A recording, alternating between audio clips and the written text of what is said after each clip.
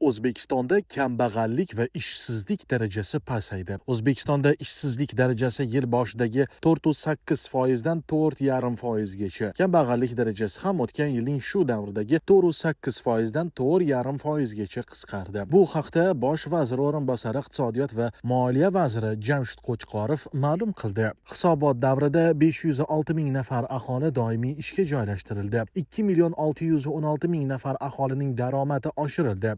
Shuningdek, 546 ming nafar norasmiy band fuqaroning faoliyati legallashtirildi. Mahallalar ixtisoslashuvini chuqurlashtirishga qaratilgan 104 mingta mikro-loyiha ishga tushirilib, ular orqali 246 ming nafar aholining bandligi ta'minlandi. Bundan tashqari 2756 ta mahalla kambag'allikdan xoli hududga aylantirildi. Ijtimoiy reyestrdagi 227 mingta kambag'al oilaga daromadini oshirishga qaratilgan 300 mingta xizmat ko'rsatildi. Biznes va moliyaviy xabarlarni Kapital.uz kanalida kuzatib boring.